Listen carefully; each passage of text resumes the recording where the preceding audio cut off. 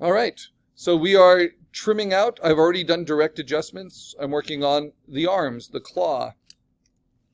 And I get to decide kind of arbitrarily where I want them to start and stop and what the edges are going to be. And I'm just doing that with the lasso with a 1 pixel feather. And I don't even need to be too zoomed in to do it, because we first just want to make the thing exist, and then we can refine it. And especially with outer edges like this, sometimes there can be a lot of nitpicky detail, and I just want to first make sure everything is in place. So I use the metaphor of building a car, and this is like rough welding all the pieces together. We built the head first, that's like the engine. Now I'm attaching like the axle for the front limbs.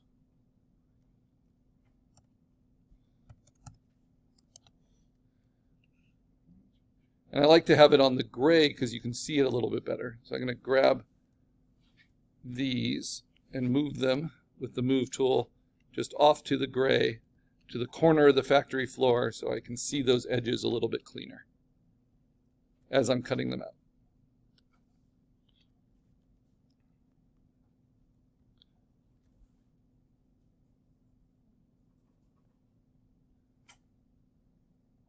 And it's tough when the reference gets really blurry like this, but I'm going to show you some tricks. The computer is not great at making up information, right? Which is why when you size something that's a small number of pixels and you force it to be the computer to make up pixels, it's going to really soften it, make it blurry. And when you try to take something blurry and make it sharp in the computer, that's also the computer having to make up information. But there are some tools that are helpful for that. And they're called the sharpen tools.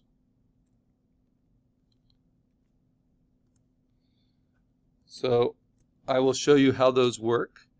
What they do is the computer will find pixels that are different than each other. So more than 50% different from each other. So white and black are 100% different in terms of pixels.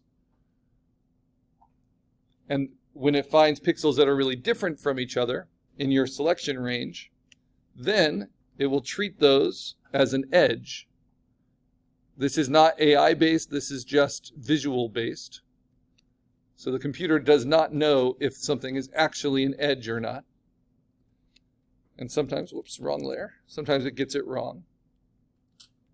So I want to get, let's see, is it this? No. There we go. I want to just cut away from that. Okay. So how can I sharpen some of this soft stuff? Well, we talked about dodge and burn a little bit when we were doing the mandible at the end of last class. Another one of these direct or these adjustment tools is sharpen. And we have blur and sharpen. We'll use smudge later when we're painting. But it's under the paint bucket tool. You're going to see something that looks like a triangle. That's the sharpen tool.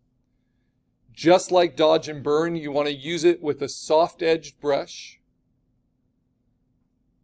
And you want to use it at a strength of less than 30. Because it can go really wonky really quickly. And then you'll see as I use it, the computer is just finding the edges and it's basically dodging and burning for me to bring out what it sees as difference. So you see how those bumps show up? And that's a lot of sharpening. Let's look at what it looked like before I did any of that, just right in here. And I didn't do anything at all because I wasn't on the right layer. There we go. Let's be on the right layer. And now let's do it. There we go. So you can always check the effect something has by using your history. So from that, which is blurry because of the photograph, to that, right? Now, I don't want to do it too much more because see what's happening? This is called noise. You get digital noise because the edges are, the pixels individually are really separating themselves out, and you'll get kind of purples and greens and things to start appearing. Now, that is pretty common to photography, especially low light photography, but you don't want to overdo it. So I'm just using it in some of these areas. And you're never going to be able to bring it to perfectly sharp.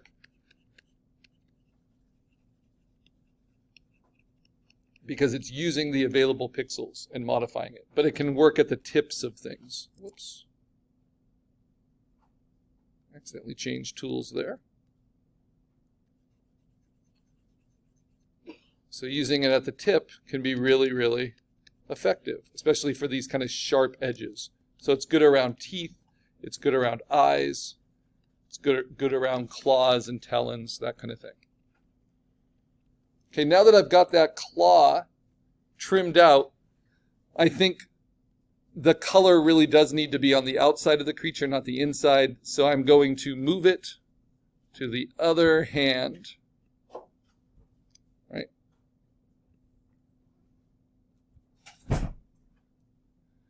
And then I'm going to duplicate it, Command J, Command T, flip it horizontally.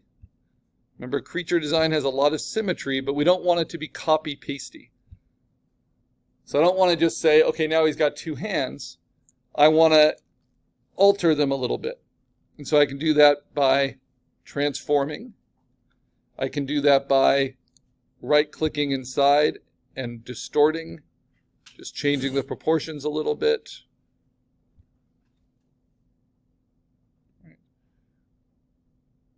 And I'm going to show you a technique which is really helpful in animation, because I've cut this claw out. There is a specific way you can warp where you're allowed to like add joints and points of movement, and that's under Edit, and it's called Puppet Warp. So if I puppet warp just this claw, instead of the 9 square grid that I can move points on for regular warp, here I can set pivot points. Like there, there, there. It's like pinning an insect to a mat. And then I can open things up, right? And change their proportions a little bit.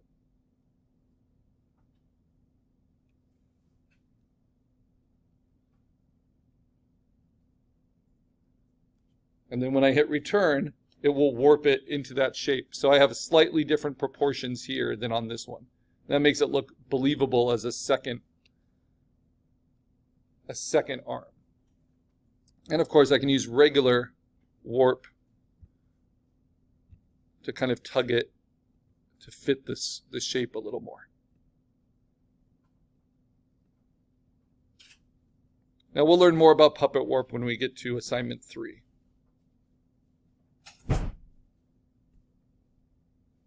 And then maybe I just want to scale it. Remember, size, foreground, middle ground, background for your landscape. Size is a really important component for your creature design. Like, where is the emphasis? Where is the focal point? Why do we like creatures that are big rather than creatures that are small, or creatures that are asymmetrical more than creatures that are symmetrical? It's just because the scale makes them more memorable. And I can also trim it out a little differently with my lasso.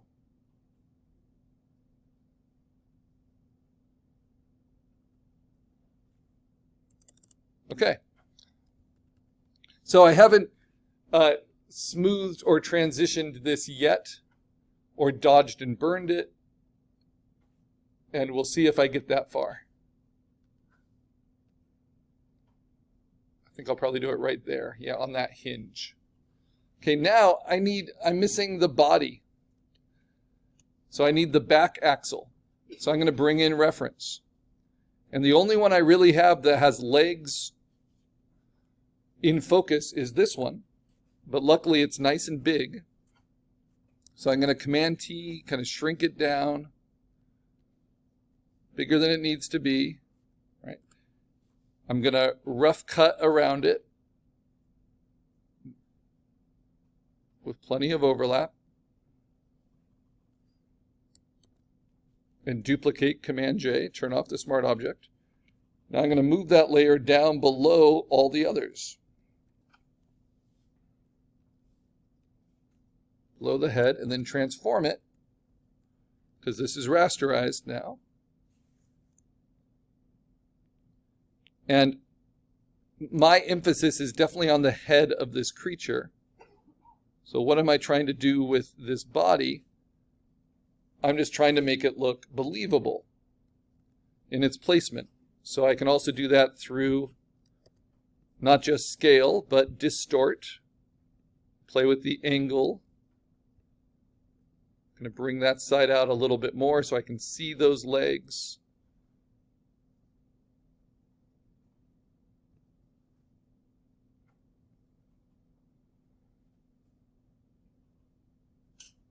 Lean it in a little bit. So I can get a sense of that chest. Then warp it and maybe bring this part down a little bit and stretch it up.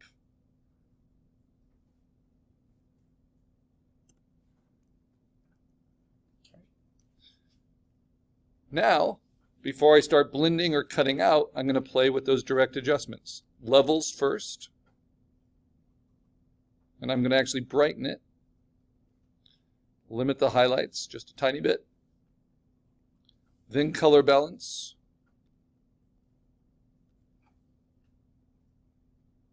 I'm going to bring a lot more of the blues and cyans into the midtones. Maybe a little bit of those magentas. Into the highlights. Bring a little bit of the warmth back in, but also a little bit of that green. Come on. There we go. And then in the shadows, bring those blues.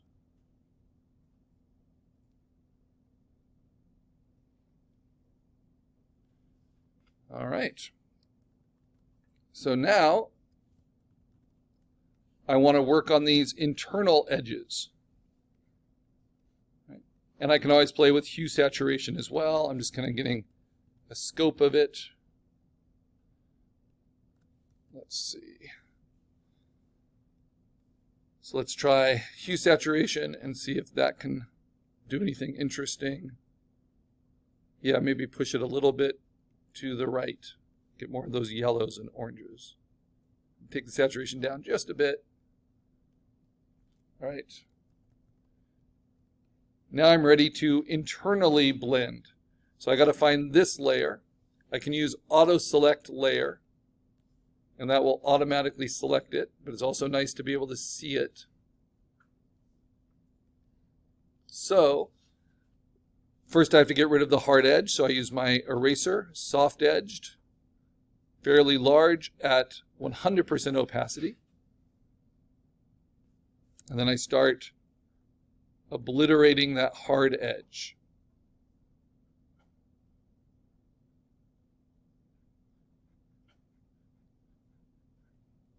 Knocking it down. Then I can go to a lower opacity, maybe a slightly smaller size, and start transitioning.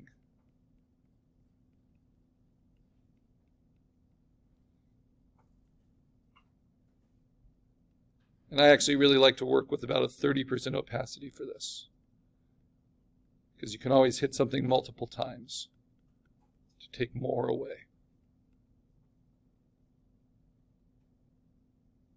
And it's tough to go from black to yellow, but you can see that this makes it fairly believable. I can control that transition.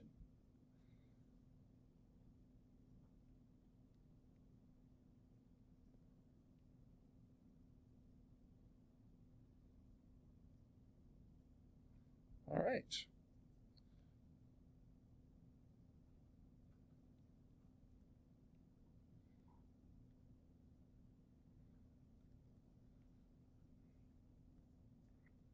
Okay, now this is where the dodging and burning comes in. To make the lighting match, I need to bring more shadows here on this side, that kind of core shadow. So I go to the burn tool, midtones, exposure of less than 30, and I'm going to burn those midtones on the crab.